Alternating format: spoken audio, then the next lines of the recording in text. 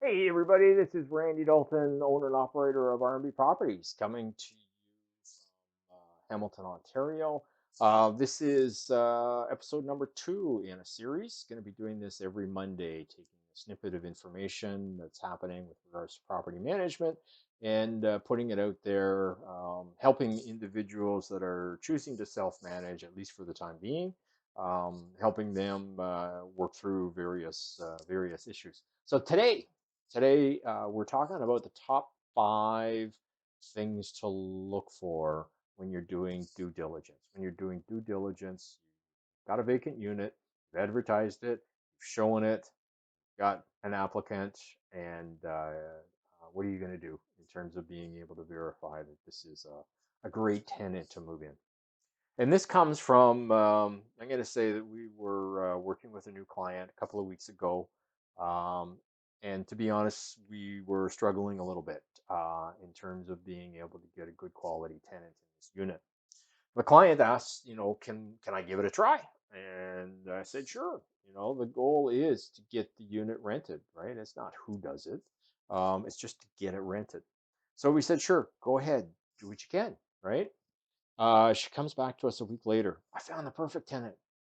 I found the perfect tenant. I want to get a lease signed. I want to move them in. That's great. Send us the information. Send us the application. Let us review it. Let us confirm that it's a good tenant, and then we'll move forward. Nope, nope, nope. I just want. I've done all the due diligence. I just want to get the lease signed and get them moved in. So, what's the purpose of all of this? Tip number 1: don't do it. Don't do due diligence. Don't do your own due diligence. If you're a good salesperson, you can only be a good salesperson when you create a connection with the other person. That's what makes a good salesperson, is being able to connect with that individual. When you connect with that individual, are you going to believe the paper? Are you going to believe the information? No, absolutely not. You're going to trust me, guys. Like I did this way back when I started R&B Properties. I was the only guy. I did everything, right? So I did my own due diligence, and I made a ton of mistakes. It was, I met this individual, and they were so nice. I can't believe what's on the paper, what's on the application. I just don't believe it. They're a good person. I'm going to put them in. And of course, it was a mistake, right? It was a mistake. So tip number 1, due diligence, don't do it. Get somebody else to do it. R&B Properties, we provide that service separate from, it's part of our a la carte service. So if all you want us to do is just do the due diligence, we're happy to do that for you at a very low cost. You don't have to hire R&B. There might be another property management company out there that you like, and they do that as well. Or maybe just talk to your uncle, talk to your friend, talk to your spouse. Let them know what it is that you're looking for. Give them the application and let them review it and come back to you. We come back with a full report, but that can be done verbally. The big thing is, do not let them talk to the person. If there's any questions, if there's any missing information, or they can't read the handwriting, happens all the time, ask them to come to you. You speak with the applicant, get the information, and refer it back to them. Do not allow for that one-on-one connection to occur. Okay, so that's tip number 1. Tip number 2, credit score. So this was one of the things with this client of ours. Um, Credit score was 720. It's fantastic. I just want to move her in. What else is there to look at, right? What's a credit score? Credit score was created by financial institutions to gauge if someone is going to be a good risk to lend money to. Are we lending money to our tenants? No, absolutely not. We are giving them a place to live, a place for them and their family to live. Credit score is important. Don't get me wrong. It's something that should be looked at, but it is not the end all be all. I know so many landlords that, as long as the credit score is over 600, move them in. That's it. That's the only test. And to us, that's like test number 10 out of 10 that you should be looking at. So, what should you look at? That's tip number 3. The number 1 thing that we look at is rent to income ratio. It comes down to affordability, right? Can they afford the rent on that unit? And with the understanding that for everybody, there's bumps in the road, there's hiccups. I lose my job, I change jobs. There are hiccups, there are things that happen. So they've got to have enough flexibility to be able to absorb those little hiccups, those little bumps in the road, and still be able to afford to pay the rent every month. So the number one thing that we look at is rent to income ratio. Comes down to affordability. We look at it no different than the banks look at it. When you put in a mortgage application, they're looking 30 to 40% household expense to income. That's the ratio that they're looking for. We look for exactly the same thing. So think about it, household income.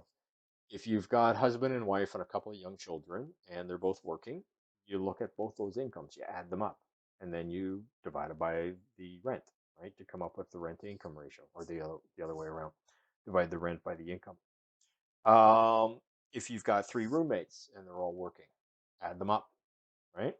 You're looking for household income, you're looking for gross income, right? So you got to be sure that you're explaining to people when they're filling in the application, you don't want their net, you want their gross income, right? The 30 to 40% already incorporates the tax situation, right? Couple things to think about. We do not take into account child tax benefit, right? It's just, we just don't do it. So it's got to be income from an employment source. It might be ODSP, it might be OW, it might be a pension.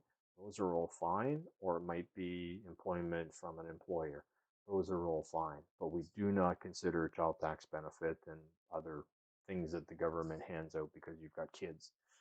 There's a lot of expenses that go towards having kids. So, we don't want to be touching that income for the rent to income ratio. So 30 to 40%. Do we go higher? Sometimes. Yeah, absolutely. 50% is our cutoff. If it's over 50%, it's a no. Just that's it, right? If it's over 40%, under 50%, we look at a whole bunch of things. We're going to look at loans. If they've got car loans, student loans, what those expenses are, because that factors into their ability to pay the rent. We also look at dependents, right? We look at the dependents and how many people are relying on your income source, right? If it's one individual, doesn't have any loans, doesn't have any dependents, his income ratio is close to that 50%, we might move him in, right? Someone else who's 41, 42%, just over the 40%, but they've got a bunch of kids, they've got some cars, they've got some student loans, we're probably going to say no to them. So you really got to factor all of that stuff in. So let's go back to the client that I was talking about at the beginning. Um, Her tenant applicant, the rent to income ratio was 62%. 62%. Way over the 50% mark. It's a no right off the bat. We don't even go any further in the application. It's a no right from the get-go. On top of that, the husband's not working. The husband is a new immigrant to Canada. He's come from the US. He's a landed immigrant. He's got no employment. He's got no means of employment, at least for the next little while. And with COVID-19 and everything that's going on, it's unlikely that he is going to be able to get any employment anytime soon. On top of the husband, she's also got two teenage children, right? You know what it's like trying to feed two teenage children. It's hard. Like you can't keep food in the fridge. So imagine all of those expenses that are piling up every day. How is she going to be able to afford the rent? Again, it would be an automatic no for us. Tip number 4, current and previous landlord. Everybody out there, current landlords will lie. I'm sorry. They are highly motivated to get rid of a bad tenant.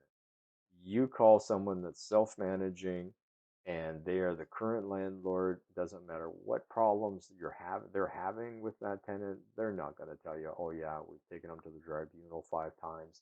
We finally got an order to evict. We're getting rid of them at the end of the month. Um, I wish you all the best, right? With him. They're not going to go through that with you. Current landlords are going to lie. So that was the thing with this client and this tenant applicant that she had. She called the current landlord, and the current landlord had nothing but wonderful things to say about her. And it might be true, but you don't know, right? And no previous landlord information. We skip over the current landlord. Like if it's a property management company, we will contact them because it's more likely they're going to tell us the truth no matter what. But we skip over the current landlord otherwise, and we just call the previous landlord. Call the previous landlord. They've got no skin in the game whatsoever. Um, their problem has been solved. That bad tenant is gone, right? Their life is changed, right? That bad tenant is no longer part of their universe. So they're absolutely going to tell you the truth, right? They're going to tell you, yeah, we took him to the tribunal 5 times, finally got rid of him. He did all kinds of damages. I would never rent to him again, right? They're going to tell you that for sure they are. Now, with that said, if it's a self manager, you have to be able to verify that you're actually talking to the landlord, right? We've had it where um, they've gotten a friend to pretend to be the landlord, and there's things that you can do to be able to catch that, right? To see that. Number one, um, I don't have it in front of me. What was the address again that they were renting from you? If there's a bunch of hums and haws and a little bit of muttering in the background and they're not able to like respond to that question immediately, guess what? Chances are you're not talking to the actual landlord, right? But think about it as well. Like if you're self-managing, think about the things that you go through as a landlord, right? And just have a conversation with the individual outside of, is the tenant a good tenant or a bad tenant? There's things that you can probably think of right away, questions that you can ask. They're going to be able to tell you very quickly if you're talking to someone else who's going through the same kinds of experiences that you're going through, or not. You're talking to potentially a friend of that applicant.